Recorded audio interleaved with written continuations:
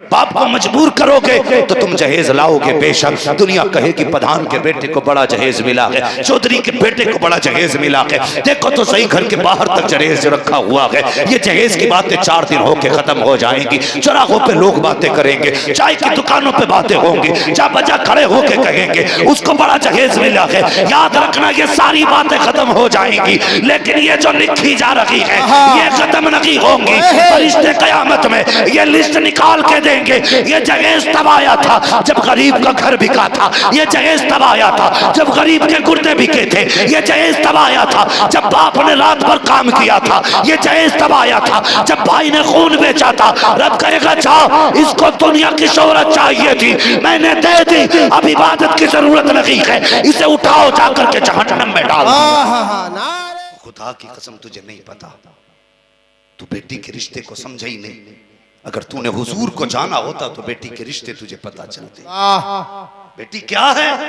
तूने जिसे पेट के अंदर मार दिया माँ के, जिसे तूने सांस लेने की मोहलत न दी, तुझे क्या पता तूने क्या किया है? खुदा की कसम तूने सबसे पक्का दोस्त मार डाला है, अपना सबसे बड़ा हमदर्द मार डाला है।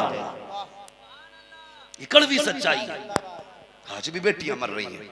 मिलाद वाले हो, अहद करना बेटियां आज के बाद नहीं मरेंगी, आज के बाद नहीं मरेंगी।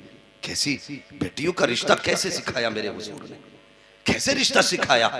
हाँ, ये सैयदजादे बैठे हुए हैं, मैं इनकी माँ की बात आपको बताऊं। हजरत फातिमा ज़हरा बेटी होती क्या है? खुदा की कसम जब सारे रिश्ते टूट जाते हैं ना, तब बेटियों के रिश्ते काम आया करते हैं। मार देते हो बेटियों को इसलिए कि उसकी वजह से हमारे घर में कमाने वाले कम, खाने वाले ज्यादा होंगे। यही है ना वजह। अल्लाह की कसम बेटियों का कोई मुकाबला नहीं। मेरे हुजूर खाने काबा में ना हरम शरीफ में नमाज पढ़ रहे, इब्तिदाई इस्लाम है।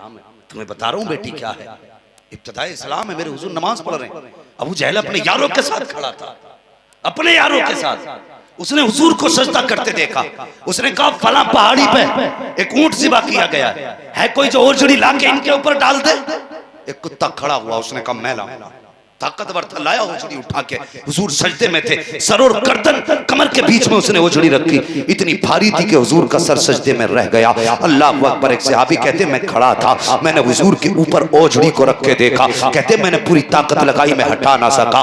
बस फिर क्या था, बेकरार हुआ। मैं दौड़ा पहुंचा काशाने खदीजतुल कुबरा पे, नबी की चौखट पे गया। दरवाजा खटखटाया, अंदर से आवाज आई अम्मा खदीजतुल कुबरा की। कौन है? कहा मैं आया हूँ। कहा किस लिए आए हो? कहा हुजूर हरम में सजदा कर रहे हैं, जालिमों ने ओझड़ी डाल दी है, इतनी भारी ओझड़ी है कि मुझसे हटाई ना गई। हो सके तो मेरी मदद कर दे। इतना सुनना था, कसम खुदा की सबसे पहले तोड़ के आने वाली कोई और जात ना थी, नबी की फातिमा ज़हरा की जात थी, सैयदा ज़हरा की जात। उम्र कितनी थी उस वक्त? उम्र शरीफ 5 या 6 बरस रही है। हजरत फातिमा ज़हरा की उंगली पकड़ी सहाबी की, कहते चचा मुझे लेके चलो जहां मेरे बाप सजदे में है। लाए वो कहते हैं मैं लेके हजरत फातिमा को आया। एक तरफ से हजरत फातिमा ने धक्का दिया, दूसरी तरफ से मैंने खींचा। मुश्किल तमाम हमने वो झुड़ी हटाई। जब चेहरा मुस्तफा सजदे से उठा है, आंखें सुर्ख थी, चेहरा भी सुर्ख था, सजदे की जगह आंसुओं से तर थी। अल्लाह अकबर। बेटी बेटी होती है। नबी की बेटी ने बाप का यह हाल देखा, बर्दाश्त न कर सकी, बाप की गोद में बैठ जाती है, माथा चूम के रोने लग जाती है। बाप का चेहरा सैयदा ने साफ किया, आंखें बोझ की वजह से बाहर हो चुकी थी, चेहरा सुर्ख था। अल्लाह अकबर। उठी है अचानक, बाप की गोद से उठी, खिलाफे काबा जाके थाम लिया, रो के कहती है मेरे मालिक, जिन लोगों ने मेरे बाप के साथ ये जुल्म किया है उन्हें जमीन पर रखने का अधिकार नहीं है। जैसे इतना कहा है, नबी अपनी जगह से उठे, सैयदा को सीने से लगाया, फरमाया फातिमा कुछ और ना कह देना। लेकिन ज़बान फातिमा से निकल चुका था, अब रोकने में देर हो चुकी थी। हजरत फातिमा ने कह दिया था या अल्लाह, जिन्होंने मेरे बाप के साथ ये किया है उन्हें जीने का अधिकार नहीं है। अल्लाह अकबर। मसीयत कह रही थी ए फातिमा इंतजार कर, बद्र का मैदान सज लेने थे, एक एक को चुन चुन के मारा जाएगा। तारीख गवाह है, जितने ओझ डालने में थे दुनिया ने देखा, बद्र के मैदान में उनके सर अलग थे, धड़ अलग तड़प रखे। सुभान अल्लाह, सुभान अल्लाह, माशाअल्लाह। नारे तकबीर, नारे तकबीर, नारे रिसालत, सुभान अल्लाह सुभान अल्लाह। जिंदाबाद ये भाई। बेटी, और ये तो अपनी बेटी की बात है, ये तो अपनी बेटी की बात है। अगर गैर की बेटी की बात करूं, मेरे हुजूर ने इज्जतें दी है, मेरे हुजूर ने इज्जतें बख्शी हैं। कसम खुदा की, जो इज्जत मुस्तफा ने दी है कोई किसी को दे ही नहीं सकता। वाह मैं बेशक चैलेंज करता हूं दुनिया नजदियत को, हक है। दुनिया सुले कुल्लियत को। कहते हो ना सब अच्छे हैं, शर्म आनी चाहिए। आज जो बेटी मुस्कुरा रही है घर में, ये तेरा कमाल नहीं, ये अब्दुल्ला के लख्ते जिगर का कमाल। हाँ हाँ बेशक जिंदाबाद भाई जिंदाबाद। हक आज है। जो माँ की दुआ लेके निकलते हो, ये भी तुम्हारा कमाल नहीं, ये आमीना के जानी का कमाल है। बेशक सुभान अल्लाह भाई सुभान अल्लाह। शर्म नहीं आती? घर में बेटी को बेटी कह के आवाज देता है और हुजूर का मिलाद करते वक्त फालिज गिर जाता है। क्या गलत कहा आला हजरत ने, और तुम पर मेरे आका की इनायत न सकी। नजदियों कलमा पढ़ाने का भी एहसान गया। कौन जानता बेटी क्या है? जो बाप बेटी को दफन करने के बाद पसीना तक साफ नहीं करता था। कैसा इनकलाब पैगंबर ने दिया। आज वही बाप 60 साल की उम्र में ठेले को धकेल के उसी बेटी को इज्जत से रुखसत करने में फख्र किया। हाँ, मैं मिलता हूँ लोगों से, रोडों पे रहता हूँ। उलमाए किराम जानते होंगे कितने बूढ़े लोग ना अपने वजूद से ज्यादा वजन खींचते हैं। कभी पूछा करो रुक के तुम भी, हम तो बड़ी जल्दबाज लोग हैं। कुछ लोग तुमने देखे होंगे पैर वाला रक्षा लिए खड़े रहते हैं, वो कुछ बैटरी वाला लिए रहते हैं। जो भी आता है ना बैटरी वाले में बैठ जाता है। सबको 5 मिनट प्यारे हैं यार, कभी पैर वाले के रक्षे में बैठ जाया करो, बैठ जाया करो। इसलिए कि उनकी औकात नहीं कि वो बैटरी वाला रक्षा खरीद सके। बहुत गरीब है और बूढ़े हैं, तभी चौराहे पे आके खड़े हो गए हैं। माना कि तेरे 10 मिनट ज्यादा लगेंगे, लेकिन अगर तेरे बैठने से किसी के घर का चूल्हा जल गया तो कोई दुआ करे ना करे, मुस्तफा गुंबदे खजरा से दुआ। जिंदाबाद भाई जिंदाबाद। इज्जतें किसने बख्शी? बेशक मेरे हुजूर ने बख्शी। आज गरीब बाप बेटी को रुखसत करने पे फख्र करता है। हाँ, गरीब बाप। और तुमसे गुजारिश है, बेटियां या तो मारी जा रही हैं या मर रही हैं, जिम्मेदार वो लोग हैं जो जहेज की डिमांड कर रहे हैं, जिनके मुंह फैले पड़े हैं। 5-5, 10-10 लाख की डिमांडें चल रही हैं। यार जिसने बेटी दे दी उसने सब कुछ दे दिया, सब कुछ दे दिया, और क्या लेगा तू? मैं चैलेंज के साथ कहता हूँ, है कोई इतने बड़े मजमे में जिसने 10 लाख का कैश तो लिया हो? मैं उसकी 5 साल की बेटी के 5 लाख देने तैयार हूँ, कोई देगा मुझे? वाह वाह। 5 साल की बेटी के 10 लाख देता हूँ, बेचेगा कोई? कहेगा मौलवी बेटी है, बाजार नहीं। 10 लाख नहीं 10 करोड़ देगा तब भी बेटी नहीं दी जाएगी। तुझे अपनी इतनी प्यारी है, 10 करोड़ में देने तैयार नहीं। उस बाप का एहसान नहीं मानेगा जिसने 20 साल की पाल के तुझे फ्री में सौंप दी हो? वाह, कोई एहसान नहीं उसका। जिसने 20 साल की पाल के तुझे दे दी, ले बेटी मेरी ये नौकर तेरी रहेगी, पाली मैंने गई, खिदमत तेरी करेगी। शर्म नहीं आती?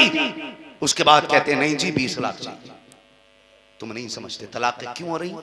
जब तुम 2 लाख 10 लाख की डिमांड के लिए यहां तक बात आ जाती है ना, बारात आएगी तब जब हमारी लिस्ट के मुताबिक सामान होगा।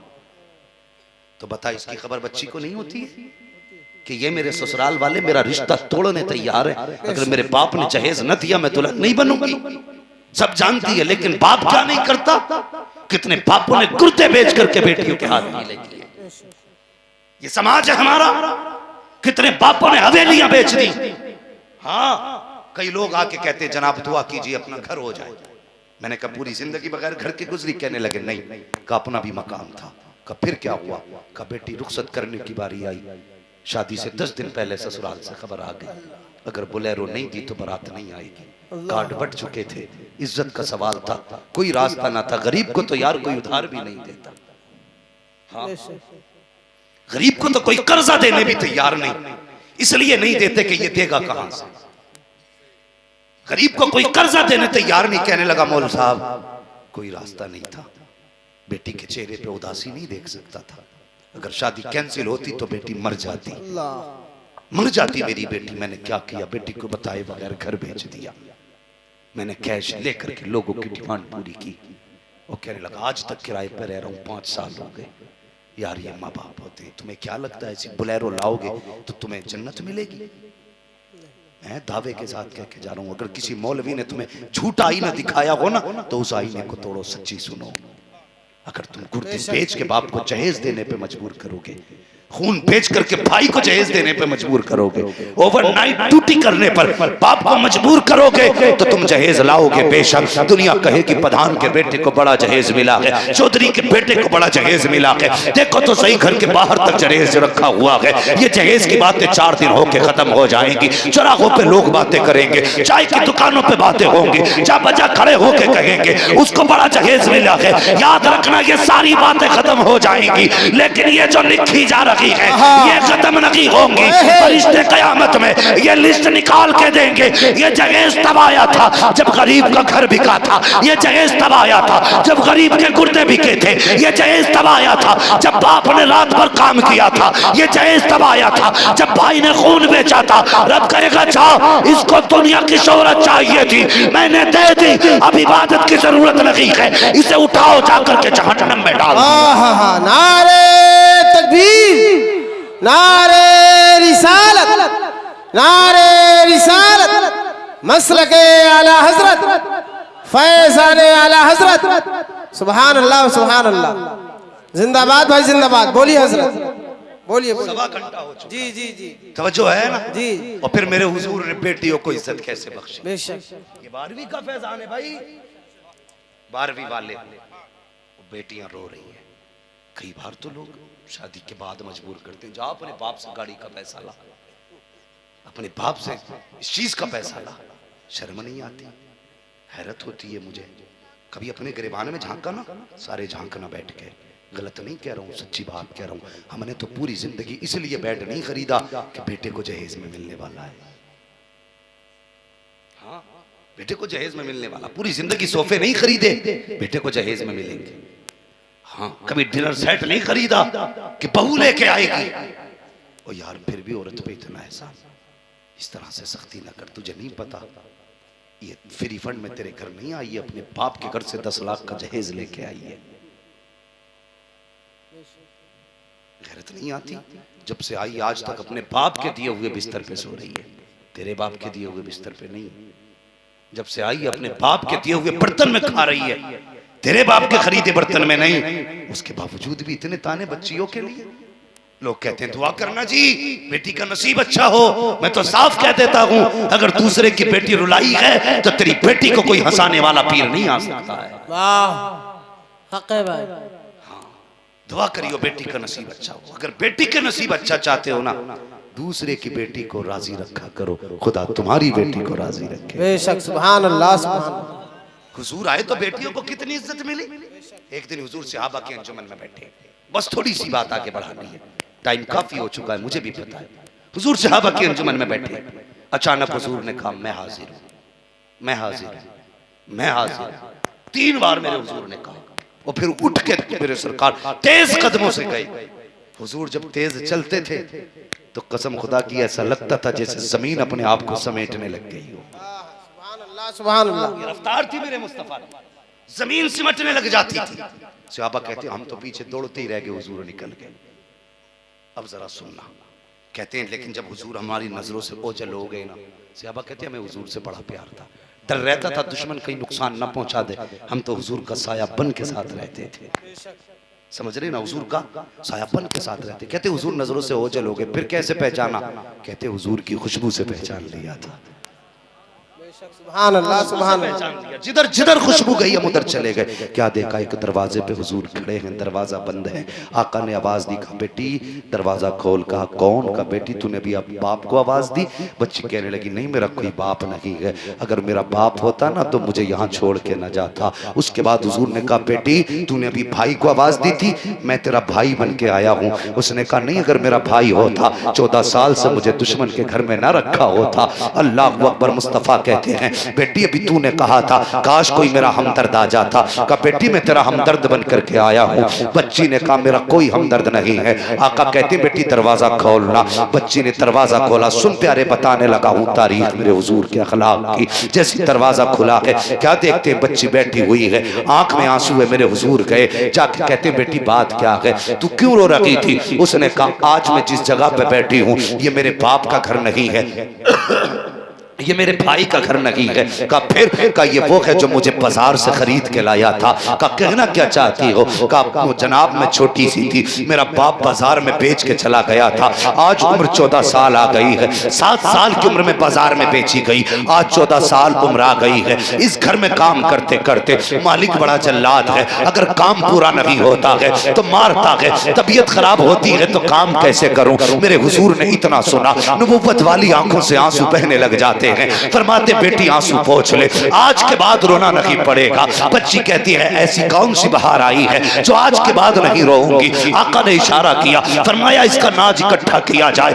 एक तरफ आटा एक तरफ जौ, 2 गठरियां थी अलग अलग बांधी, मुस्तफा ने सहाबा के हाथ से ली, कंधे पे लेके चलने लगे। सहाबा तड़प गए, आका आप किधर लेके जा रहे हैं? आपने फरमाया बेटी वहां लेके चल जिसने तुझे खरीदा है। कब मारेगा मुझे? फरमाते मैं साथ हूं, कोई कुछ नहीं कहेगा, मुझे उसके दरवाजे लेके चल जो तुझे खरीद के लाया था। इतना सुना बच्ची उठ के खड़ी हुई, सरकार ने बच्ची का अनाज अपने कंधे पे रखा। सहाबा तड़प गए, कहते हैं या रसूल अल्लाह ये बोझ उठाने के लिए गुलाम हाजिर है, आप ये गठरी मुझे दे दीजिए। आका ने कहा तुम नहीं जानते ये मेरी बेटी की गठरी है, आज उठा लेने दो, कल अगर बाप बेटी की गठरी उठाए तो बोझ ना लगे, अगर बेटी की गठरी उठानी पड़े फख्र से कहे कल मुस्तफा ने बेटी की गठरी उठाई थी, आज ये फकीर अपनी बेटी की गठरी उठा रहा है। सुभान अल्लाह सुभान अल्लाह, जिंदाबाद भाई जिंदाबाद, नारे तकबीर। ये अखलाक मुस्तफा ने दिया। आका ने गठरी ली, कहा बेटी चल। आज बच्ची के कदम ऐसे चल रहे थे जैसे फूल से कदम हो, जमीन सिमटती जा रही है, मुस्तफा साथ है। यहूदी उसका मालिक था, दरवाजे के करीब पहुंची, पहाड़ियों की हदों को पार किया, ऊंची नीची जमीन पार की, वो अपनी छत पर बैठा हुआ था। उसने आते हुए मुस्तफा का चेहरा देखा, और यार मेरे आका का चेहरा इतना हसीन था, इतना हसीन था, लाखों के मजमे में कोसों दूर से साफ नजर आया करता था। पूछना खदीजतुल कुबरा से, वो लोग जो कहते थे नबी मेरी तरह है, पूछना खदीजा से हुजूर का चेहरा कैसा है। हजरत खदीजतुल कुबरा ने कहा था पहली मर्तबा हुजूर मेरे दरवाजे पे आए थे तो दरवाजे पे पर्दा पड़ा था, हुजूर पर्दे के पीछे थे, मेरा मुंह दीवार की तरफ था, चौखट की तरफ नहीं। कहा हुजूर का चेहरा जैसे ही मेरे घर के सामने आया, मेरी परछाई दीवार पे पड़ने लगी। मैंने कहा या अल्लाह सूरज दरवाजे पे नहीं आ सकता, ये रोशनी कहाँ की है? कहा मुड़ के देखा, अब्दुल्ला के लाल का चेहरा जगमगा। सुभान अल्लाह सुभान अल्लाह, नारे तकबीर, नारे रिसालत, आमदे मुस्तफा, सुभान अल्लाह सुभान अल्लाह। अगर चेहरे मुस्तफा की बात करें बात लंबी हो जाएगी, लेकिन कुछ और बताना चाहता हूँ। हुजूर जहाँ होते थे दीवानों को नजर आ जाते थे, कितना भी फासला हो, जहाँ लोगों के वजूद साफ नहीं दिखते थे वहां से हुजूर का चेहरा साफ दिख जाता था। ये आमीना के लाल का चेहरा है। उसने छत से देखा कोई बड़े हसीन चेहरे वाला है, उसने आंखों को मला, फिर देखा, करीब आने का इंतजार किया, का एक चेहरा तो साफ है बाकी नजर नहीं आ रहे हैं, ये कौन कौन है? जैसी करीब आए हैं उसकी निगाह बच्ची पे पड़ी है। उसने देखा ये जो हसीन और महजबी है, इसके सर पे गठरी रखी हुई है, बच्ची का हाथ थामे हुए है। जल्दी जल्दी नीचे उतरा, तन घर के अंदर बैठ गया। मेरे हुजूर चौखट पे आए, जैसी दरवाजा बजा, कहता मन दक्कल बाब, दरवाजा किसने बजाया? हुजूर कहते अना मोहम्मद रसूलुल्लाह, मैं अल्लाह का रसूल हूँ। जल्दी से दरवाजा खोला, आया बाहर निकला, कभी बच्ची को देखता है, कभी हुजूर को देखता है, कभी हुजूर को देखता, कभी गठरी को देखता है। का क्या नाम बताया? का मोहम्मद रसूलुल्लाह। का जरा बाप का नाम बताइए। का बाप का नाम अब्दुल्ला है। का माँ का नाम बताइए। का माँ का नाम अमीना है। का किस कबीले में पैदा हुए? का खानदान कुरैश में पैदा हुआ। उसने कहा ठहरिए, अंदर गया, अपनी परसों साल पुरानी किताब उठा के लाया, परसों पुरानी किताब लाया। लाने के बाद कहता है मेहरबानी करे जरा अपने चेहरे से जुल्फे हटाएं। मुस्तफा ने जुल्फे हटाई, उसने वर्क पलटा, का फिर जरा मुस्कुराए, फिर वर्क पलटा, का जरा नजरें उठाएं, फिर वर्क पलटा, का जरा दामन हिलाए, फिर वर्क पलटा, वर्क पलटता गया, मुस्तफा को घुमाता गया, आका करीब को चेहरे से पैर तक देखा और उसके बाद अंदर गया। खानदान वालों का हाथ पकड़ा, रिश्तेदारों का हाथ पकड़ा, बाहर ला के कहता है ये देखो ये खड़े हैं मोहम्मद और ये है हमारी किताब, ये लिखा है जो आखिरी पैगंबर होगा उनका नाम मोहम्मद होगा, अब्दुल्ला बाप का नाम होगा, खानदान कुरैश से ताल्लुक रखते होंगे, मक्के में पैदा होंगे। का उसमें लिखा है कि एक यहूदी के दरवाजे पर एक बच्ची को आजाद कराने के लिए आएंगे। जाएंगे और लिखा है बच्ची का हाथ में हाथ होगा, सर पे बच्ची की गठरी होगी। कहा तुम बताओ तुम्हारा क्या फैसला है? कहा किताब सच कहती है। फिर उसने मुस्तफा को देखा, कहा आप क्या कहते हो? आका कहते हैं बता इस बच्ची को कितने में बेचेगा? देख कर रो देता है, कहता सिर्फ बच्ची खरीदोगे, मुझे नहीं खरीदोगे। कहा किस लिए? कहा मुझे खरीद लो, बच्ची फ्री में दे रहा। सुभान अल्लाह, सुभान अल्लाह, जिंदाबाद। नारे तकबीर, नारे तकबीर, नारे रिसालत, नारे रिसालत, मसलके आला हजरत आमद मुस्तफा हजरत अल्लामा मुफ्ती हम्माद साहब किबला, नारे तकबीर। सुभान अल्लाह। से कहते हैं जब तक बिके न थे तो कोई पूछता न था, तुमने खरीद कर हमें अनमोल कर दिया। हुजूर ने बोली क्या लगाई कसम से सबसे ज्यादा महंगे हो गए, सबसे महंगे हो गए। ये मेरे हुजूर ने बेटियों को इज्जत बख्शी। और यार जो अजनबी को इतना प्यार दे सकता है, फिर उसने अपनी बेटी से कितना प्यार किया होगा। जिंदाबाद भाई, जिंदाबाद। कितना प्यार किया हक है। लोगों, बेटियों से प्यार किया करो। बेटियां बोझ नहीं होती, बेटियां बोझ हल्का कर देती हैं, बोझ हल्का कर देती हैं। फरमाया गया जब बेटा पैदा होता है ना, बेटा पैदा होता है तो सुनो, अल्लाह फरमाता जा अपने लिए भी कमा, अपने बाप के लिए भी कमा। लेकिन जब बेटी आती है अल्लाह कहता जा तुझे भी रोजी दूंगा, तेरे सदक़े में तेरे माँ बाप को भी रोजी। सुभान अल्लाह। कभी बेटियों की शादियों में कीमत ना लगाया करो। एक बात याद रखना, औलाद शोहर के नसीब से होती है, दौलत औरत के नसीब से आती है। ये याद रखना, औलाद शोहर के नसीब से और दौलत औरत के नसीब से आती है। हाँ, खुदा के वास्ते बदलो अपने आप को, किसी को दुख ना दो, मत दो किसी को तकलीफ। अल्लाह की रजा पे राजी रहा करो। ये मत देख अमीर की बेटी आएगी तो घर भला होगा, ये देख कनीज़े फातिमा ज़हरा आएगी तब भला होगा। मेरी कौम का नौजवान अंधा हो गया, अंधा हो गया। कहता हसीन ऐसी हो आटे से ज्यादा सफेद हो, इतनी अमीर हो कि पूरी जिंदगी बैठ के खाता रहूं।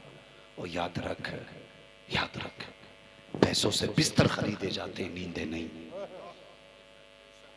नींद रब के कर्म से आती है। पैसे से आप घड़ी खरीद सकते हो, वक्त नहीं। हर चीज तुम्हारी कुदरत में नहीं, सुख अल्लाह देता है। हाँ, किसी ने गलत नहीं कहा, फुटपाथ पे सो जाते हैं अखबार बिछाकर, मजदूर कभी नींद की गोली नहीं खाते। कितने लोगों को गोलियां खा के नींद नहीं आती, और कितने लोग रोड पे लेट जाएं अल्लाह सुकून की नींद दे देता है। इसलिए कभी ये मत देख कि औरत आएगी अमीर की तब घर में सुख होगा। सुख तब होगा जब कनीज़े फातिमा ज़हरा आएगी, जब 5 वक्त की नमाजी औरत आएगी। निकाह हुआ हजरत आमीना से हजरत अब्दुल्ला का, जब निकाह हुआ घर तशरीफ लाए, आमने सामने बैठ गए।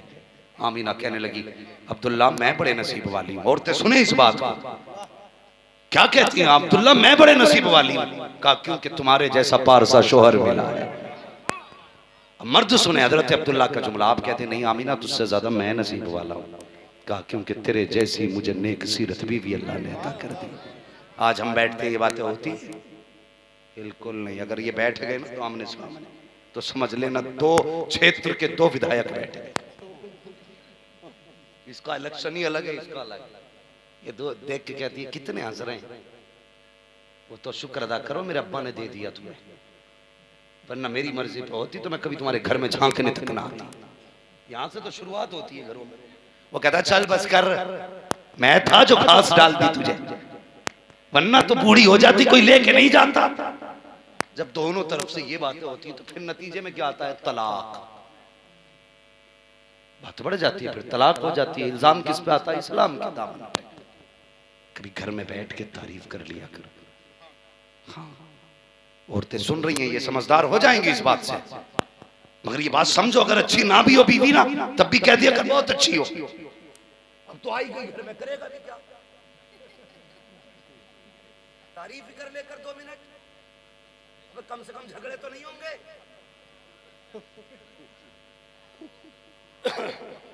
लेकिन पूरा लक्षण कर रहा, नाक देख मुझसे नीची रह गई, आंखें देख मुझसे छोटी रह गई। अबे बेवकूफ, इससे लड़के घाटे में रहेगा। कभी नमक तेज कभी मिर्च तेज,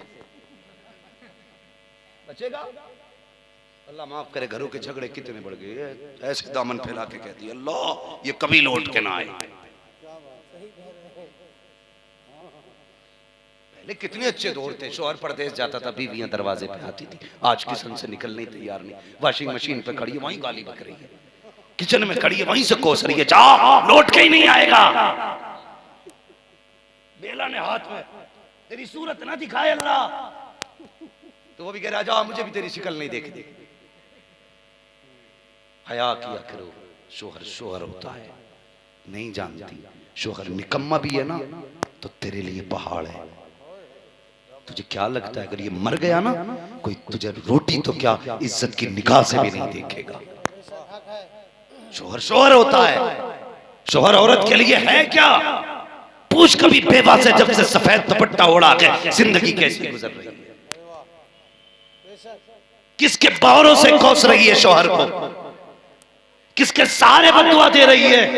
तू नहीं जानती अगर ये कफन में लिपट के आ गया ना तो तेरे हाथों के कंगन भी लोग छीन लेंगे। आज हुकूमत है ना घर में, तेरी मर्जी की पकती है, तेरी मर्जी का खाया जाता है, तेरी मर्जी की शॉपिंग होती है, तेरे मर्जी के बाजार किए जाते हैं, तुझसे पूछ करके घर चलाया जाता है। तुझे क्या लगता है अगर ये मर गया तो तेरी हुकूमत चलेगी? खुदा की कसम, जिस दिन शोहर ने सफेद कफन पहन लिया, अगर 12 बेटे भी घर में गए, आज तेरी हुकूमत है। अगर शोहर चला गया तो तू रोटी पकाना तो बड़ी बात, अपने हिस्से की रोटी को तरस जाएगी, तब कहेगी काश अगर शोहर होता कम से कम इज्जत के 2 लुक़मे तो मिलते रहे। इसलिए कभी शोहर को ताने न दे, शोहर को गाली न दे। शोहर है क्या? कभी बेवा से पूछ, जब से सफेद कपड़े पहने हैं उस दिन से खुशियां ही लूट गई हैं। शोहर अल्लाह की बहुत बड़ी नेमत है। अगर ये जाया करे ना तो दरवाजे पे आया कर और कह दिया कर जा मैंने तुझे खुदा के हवाले कर दिया है। सुभान अल्लाह। और तुम भी निकला करो तो गालियां दे के नहीं निकला करो, तुम भी ये कह के निकला करो जा मैंने तुझे भी खुदा के हवाले कर। सुभान अल्लाह। हम मुसलमान है ना, ये तो पता ही होगा ना मुसलमान है। अगर कितने भी अनपढ़ होंगे लोग तो इतना तो जानते ही मुसलमान है, लेकिन अब तो तालीम का दौर है। क्यों साबित करना चाहते हो कि तुम कुछ नहीं पढ़े हो? पढ़े ना थोड़े बहुत, सारे ही मुसलमान है ना। बोलो खत्म कर लो तकरीर। अगर इतनी कंजूसी से बोलेंगे तो भाई कोई जरूरी थोड़ा ही है। मैं वो खतीब भी नहीं हूं कि आंखें बंद कर दी पूरे खेत को जोत के रुकेंगे। कीमती बातें हैं, अगर तवज्जो से सुनेंगे तब सुनाऊंगा। मैं कोई किताब रट के नहीं सुना रहा हूं, हालात बता रहा हूं, हालात बता रहा हूं आपको। तवज्जो है ना आपकी? जब घर से निकला करो तो कम से कम ये कह दिया करो जा मैंने तुझे खुदा के हवाले किया। लेकिन आज तो बेलन, एक्सीडेंट, मर जा, शिकल न देखूंगी, सूरत खराब, मैं तुझे देखना ही नहीं चाहती, इससे नीचे बात ही नहीं होती। इस्लाम कैसा मजहब है यार। कसम खुदा की डॉक्टर इकबाल ने कहा था तेरे दामन में है किस लालो जवाहर की कमी, तू किसी और के दामन की तरफ क्यों देखे? तुझे हुजूर ने क्या ना दिया? आज लोग कहते हैं एयर बैग लगाओ तो मौत से बचोगे, हेलमेट लगा लो तो नहीं मरेंगे। तुम आज हेलमेट दे रखे हो, हमने हेलमेट टूट के लोग मरते देखे हैं, एयर बैग फट के हमने लोग मरते देखे हैं। लेकिन मुस्तफा ने फरमाया जब घर से निकला करो फी अमानिल्लाह कह दिया करो, जब तक लौटोगे नहीं मौत भी कुछ नहीं बिगाड़ता। तुम हेलमेट के पीछे पड़े, इसलिए मुस्तफा से प्यार करो, मुसलमान बनो। हजरत उमर फारूक आजम का दौर है, बता दो बात। ये इधर वाले लोग भी घर की पार्टी के ना अजर कहते हैं यार जरा या रसूल अल्लाह है माशाल्लाह जियो, ऐसा लग रहा है सैयद साहब जैसे जलसा आपका शुरू हो रहा। मगर याद रखिएगा भाई साहब को सुन के जाइए हमारे। हाँ हाँ मैं जानता हूं ये हमारे भाई साहब हैं, इनको सुन के जाइएगा। बड़ी मेहनत से यहां तक पहुंचे, बड़ी मेहनत से। पता मुझे भी नहीं था इतनी दूर है, मैं भी अल्लाह ही अल्लाह करके पहुंचा हूं। मगर आगे जिसने भी ये कहा यार पता ही नहीं था कहां आ गए, लेकिन आप लोगों को देखा तो मेरी थकन उतर गई। सुभान अल्लाह। मैं ये भूल गया मैं कितने किलोमीटर फालतू चलाऊं। बस ये पता है अच्छे लोगों में आ गए, लोग बड़े अच्छे हैं। इस्लाम निजामी साहब आप पढ़िए फिर देखिए लोग कितने अच्छे हैं। अल्लाह आपको सलामत रखे। सुन के जाएंगे ना इस्लाम निजामी भाई को, कोई ये तो नहीं करेगा यार मुफ्ती साहब को सुन लिया आप घर चलो। फर्क ये कि मैं जो हूं नस्र में हुजूर की बातें बता रहा हूं, ये नज्म में हुजूर की बातें बताएगा। बातें सबको हुजूर की करनी है। बड़ा अच्छा कलाम पढ़ते हैं, अल्लाह सलामत रखे। इस्लाम निजामी भाई इजाजत है मैं 10 मिनट में बात करूंगा। सैयद साहब के हज़रत उमर फारूक आज़म का दौर है। हाँ, घर से निकला करो तो क्या कहना है? अरे माशाअल्लाह जी, फी अमानिल्लाह। और जोर से सारे कहते हैं क्या कहना है? हम 5000 रुपए महीना फीस देते हैं इंग्लिश मीडियम स्कूल की। वो क्या सिखाते हैं? वो कहते हैं घर से निकलो ना कितना गुड मॉर्निंग, गुड नाइट, क्या मतलब हुआ? सुबह ही सुबह को अच्छे लगो, दोपहर को जाए मर जाओ। गुड नाइट का ये मतलब हुआ भाई कि रात को अच्छे रहो, सुबह चाहे नसीब हो या ना हो। लेकिन इस्लाम ने कितना प्यारा उसूल दिया, अस्सलामु अलैकुम। इसका मतलब क्या होता है? इसका मतलब होता है सुबह भी अच्छे रहो, शाम भी अच्छे रहो, दिन में भी अच्छे रहो, रात को भी अच्छे रहो, सो तब भी अच्छे रहो, जागो तब भी अच्छे रहो। ये इस्लाम फी अमानिल्लाह क्या है? Bye bye. वो इतना सारा बच्चा कह अम्मा कहते बेटे बाय बाय। हमारे यहाँ इसका मतलब ये होता अम्मा। अगर कोई पूछे क्या हम कहते हैं तो वो समझ जाता मना कर रहे हैं। यही है ना? बोलते क्यों नहीं? मिंबर वाले तो रोजे से हैं, आप तो नहीं हो ना। इसका मतलब क्या होता है? और जब बच्चा कह रहा बाय बाय, कहियो ही मत, हम और अम्मा जी लेंगे। कभी मत सिखाओ। अगर सिखाना है तो फिर इस्लाम सिखाओ। उमर फारूक आजम का दरबार है, बाप बेटे आए। हजरत उमर कभी बाप का चेहरा देख रहे, कभी बेटे का। कहने लगे हुजूर क्या देख रहे हो? कहने लगे मुझे ताज्जुब हो रहा है, तुम्हारे बाप बेटों की शक्लें बिल्कुल एक दूसरे से मिलती जुलती हैं, क्या वजह है इसकी? बाप कहने लगा हुजूर ये तो ताज्जुब की बात नहीं है, लेकिन अगर मैं इसकी पैदाइश की बात बताऊं तो फिर आपको भी ताज्जुब होगा। कहने लगा क्या हुआ? हजरत उमर ने फरमाया क्या हुआ था? कहने लगा हुजूर मैं तिजारत के लिए जा रहा था, काम जरूरी था, बीवी उम्मीद से थी, बच्चे की विलादत का वक्त करीब था, मैं जाने लगा ना तो मजबूरी थी, इमरजेंसी पड़ गई। आज का दौर तो नहीं था, पैक किया, नंबर डाला, बस के ड्राइवर को दे दी कि जाके कानपुर दे दिए, आप मौज करके लेटे तकिए पे, वो आपका माल पहुंच गया। पहले से तिजारत तो नहीं होती थी, खुद जाते थे, 15-15, 20-20 दिन, महीने लगते थे। कहते हुजूर मैं जाने लगा ना परदेश तिजारत के लिए, मैं बीवी से कहने लगा मैं जा रहा हूँ, जरूरी काम है। कहने लगे बीवी घर में अकेली थी, घबरा गई। उसने कहा जा रहे हो? तो उसको डर सा लगा। मैंने कहा डर मत, जा, इंशाल्लाह मेरा बच्चा खैरियत से रहेगा। मैंने अपना बच्चा खुदा के हवाले कर दिया है। बात समझ में आ गई? कब मेरी बीवी मुझसे कहने लगी जा, फिर चला जा।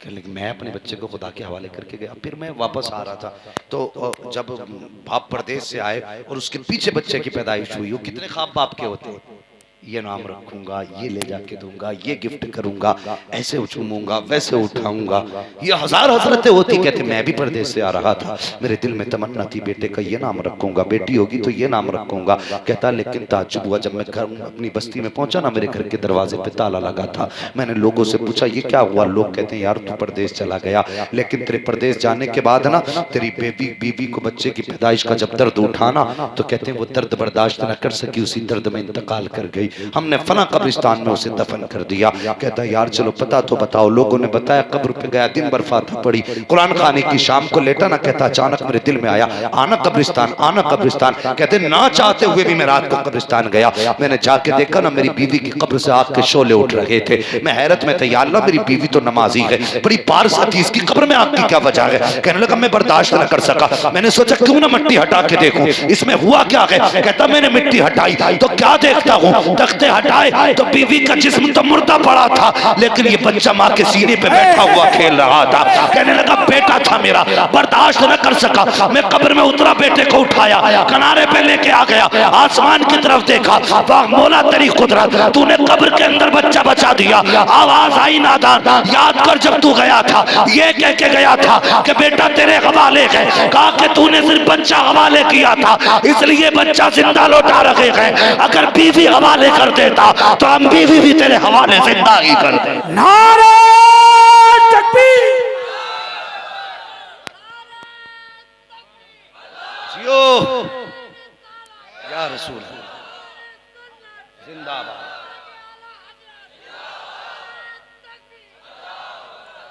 समझ गए आप?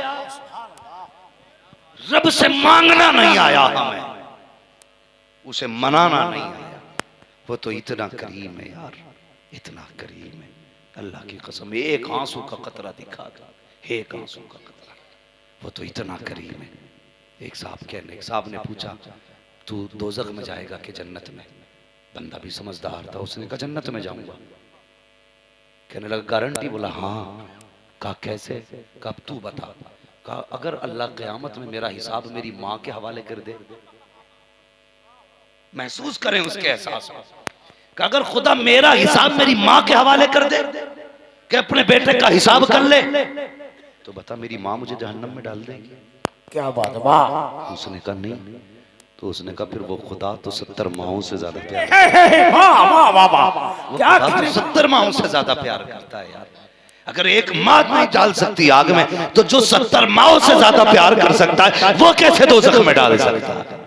हम खुदा से दूर हो गए यार, सचिए खुदा से दूर हो गए।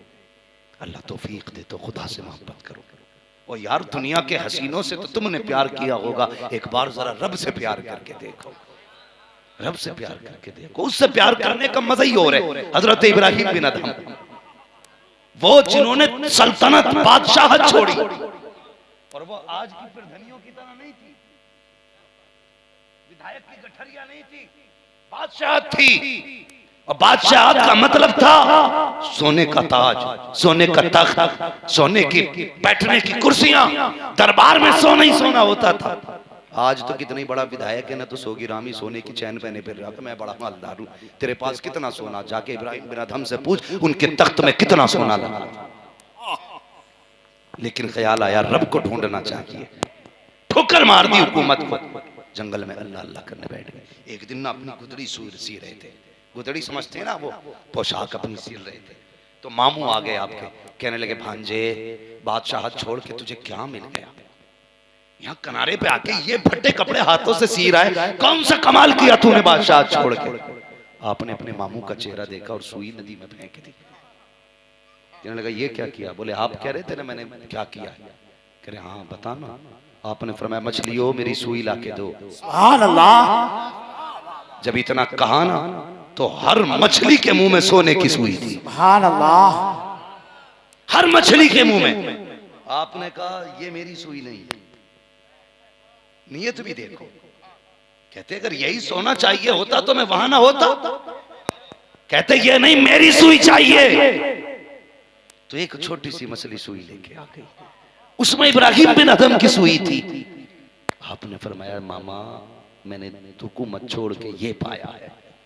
कहा क्या मतलब? कहने लगे जब से मैं खुदा का हो गया सारी खुदाई मेरी हो गई। वाह वाह वाह। हमने रब का होना छोड़ दिया, भूल गए हमारा रब कौन है। हमें बस इतना पता वो दोज़ख में डालने वाला है, वो पकड़ के मारने वाला है, वो गर्दनें तोड़ने वाला नहीं, वो माओं से ज्यादा प्यार करने वाला है। कभी थक जाया करो ना, कभी उसे आवाज दिया करो। वो ये भी तो नहीं कहता रात को गुस्ल कर फिर मुसल्ले पे बैठ, वो ये भी तो नहीं कहता कि तू नहा धो फिर सजदा कर फिर मुझे आवाज दे। वो तो कहता जहां चाहो वहां से आवाज दे लो, जब चाहो तब आवाज दे लो। जवानों अगर आंख खुल जाया करे ना रात को तो बैठ जाया करो, मुसल्ले पे नहीं बिस्तर पे बैठ जा और आसमान की तरफ निगाह उठा, बस इतना कहते मालिक मैं गुनाहगार हूँ लेकिन तू तो करीम है, तू तो करीम है। दुनिया सो रही है मेरे गुनाह सोने नहीं देते। या अल्लाह अगर मेरे गुनाह की इंतहा नहीं तो तेरे भी तो कर्म की इंतहा नहीं। अगर तू नहीं बख्शेगा तो कौन बख्शेगा? इतना कह के दे कसम खुदा की सुबह होने से पहले पहले गुनाह धो दिए जाएंगे। आवाज दिया करो, पुकारा करो अपने रब को, रब से रिश्ते मजबूत किया करो। जिनके रब से रिश्ते मजबूत होते वो कभी परेशान नहीं होते, वो हर हाल में रब का शुक्र अदा करते। जरा सा दर्द हो जाए ना, अरे यार 8 दिन से दर्द ही दर्द है सर में, 3 दिन हो गए कमर का दर्द नहीं जा रहा, ये शिकवे। यार तू को यार गला कट रहा हो फिर भी मुस्कुरा के कह, जिसमें तू राजी उसमें मैं राजी। वाह, फिर देख वो कितने सुख देता है, कितने सुख देता है। 12वीं वाले हुजूर आए, फिर हजरत आमीना की गोद में कौन आया? वो आया जिसके तलवे चूमने पर अर्श को महराज दी जा रही है। वो कितनी नसीब वाली माँ होगी जिसने उस महबूब को सीने से लगाया होगा। हाँ, हुजूर फरमाते माँ की मुझे एक बात हमेशा रुलाती है, या रसूलुल्लाह कौन सी? आका फरमाते मैं छोटा था ना तो 4 साल हजरत हलीमा के घर रहा, 2 साल माँ के साथ रहना मिला, 2 साल। कहते मैं माँ मुझे ना अपने बाजू पे सर रखती थी मेरा। कितनी प्यारी अदाएं होती है माँ की। अल्लाह की कसम खा के कहता हूँ, एयर कंडीशन एसी रूमों में भी ना 5 स्टार होटलों में वो सुख नहीं मिलता जो माँ के आंचल को ओढ़ के सोने में मिला करता है। मिलाद वाले हो ना तो माँ का एहतराम करना, मिलाद वाले हो तो बाप की इज्जत करना, कदर करना बाप की। फरमाया गया दुनिया में सबसे बुरा दर्द जो होता है ना, सबसे बड़ा दर्द वो बच्चे की पैदाइश का दर्द होता है। औलाद कुछ भी कर ले, कुछ भी कर ले, फरमाया माँ की उस चीख का हक अदा नहीं कर सकता जो बच्चे की पैदाइश में उसने पहली बार मारी होती। ये दर्द है। खुदा के वास्ते कभी इन्हें दुख न देना, बड़ी हजरतों से पाला है इन्होंने तुम्हें। हुजूर कहते मुझे माँ की आज भी बात रुलाती है कि मेरे ना सर को अपने कांधे पे बाजू पे रखती, अपने चेहरे पे दुपट्टा डालती। माँ कहाँ तक का नहीं सोचती यार। फरमाते हुजूर फिर मेरी माँ रोती थी, अपना मुंह छुपा के रोती थी, कहती थी अल्लाह पैदा होने से पहले बेटा यतीम हो गया, अगर मेरा इंतकाल हो गया मेरे बच्चे का क्या होगा। कहते हुजूर ये बात आज भी रह रह के रुलाती है। मेरे हुजूर के दामन में कोई कमी नहीं थी यार, कोई कमी नहीं थी। 2000 से ज्यादा नाम खुदा ने दिए, लेकिन एक दिन रोए और ये कह के रोए, काश आज आमीना होती मेरी माँ और मुझे बेटा कह के आवाज देती। सुभान अल्लाह। सब कुछ होते हुए सिर्फ लफ्ज़ बेटे की कमी मेरे हुजूर महसूस कर रहे हैं। मेरी माँ होती बेटा कह के आवाज देती और हुजरे से पर्दा हटता, आवाज आती बेटा मोहम्मद मेरी बात सुन जा। आका फरमाते नमाज तोड़ देता, मुसल्ला छोड़ देता, दौड़ के माँ के पास चला जाता। यार कितने सुहाने ख्वाब है हुजूर के। कब माँ के पास जाता, सहाबा कहते हुजूर नमाज तोड़ के जाते? आका फरमाते हाँ, अगर माँ राजी होती है तभी खुदा राजी होता है। सुभान अल्लाह। आज बंदा मोबाइल में लगा रहता है, माँ कहती पानी ला दे अभी आया, अब्बा कहता दवा ला दे बस अभी आया है। 2 घंटे गेम खेलते हो गए, अब्बा का बुखार 102 पहुंच गया, बेटे को दवा का ख्याल नहीं आया। क्या करोगे ऐसी जिंदगी का? अपनी जिंदगी माँ बाप के नाम कर दो। मिलाद वाले नबी आए ना, माएँ मुस्कुराने लगी और ऐसी मुस्कुराई हजरत हलीमा सादिया रहते दम तक कहती रही, जिस दिन से हुजूर आए थे मेरे रंग भी बदल गए, मेरे ढंग भी बदल गए। रंग भी बदल गए, ढंग भी बदल गए। कहले पहले मेरे घर में चिराग जलना तेल नहीं था, लेकिन जब से हुजूर आए कभी उजाले की जरूरत ही नहीं पड़ी। कहती अगर घर में कोई काम करना होता, अंधेरा होता ना, तो मैं चिराग नहीं जलाती, हुजूर को गोद में उठाती, अंदर चली जाती, हुजूर के चेहरे से कपड़ा हट जाता, पूरा घर रोशन हो जाया करता था। ये मिलाद नहीं तो क्या है, मिलाद नहीं तो क्या है। अल्लाह अकबर। हुजूर की जात मुकद्दर पे कुर्बान जाओ, सुन्नियो रज़वियो बरेलवियो मुकद्दर पे कुर्बान जाओ। नबी की अम्मी हलीमा कहती है बकरियां थी मेरे घर में, एक बकरी तो ऐसी थी कि हुजूर के सामने बस हुजूर ही को देखती रहती थी। वाह सुभान अल्लाह। कहने लगी वो सदमे में सूख गई, कुछ ना खाती ना पीती। कहने लगे मैंने शीमा से कहा शीमा आज से ये बकरी मैंने बेटे मोहम्मद के नाम कर दी है। कहने लगे इसका दूध बेचा नहीं जाएगा, बेटे मोहम्मद को पिलाया जाएगा। उस दिन से बकरी इतनी फली कि उसका दूध पूरे परिवार के लिए काफी। सुभान अल्लाह।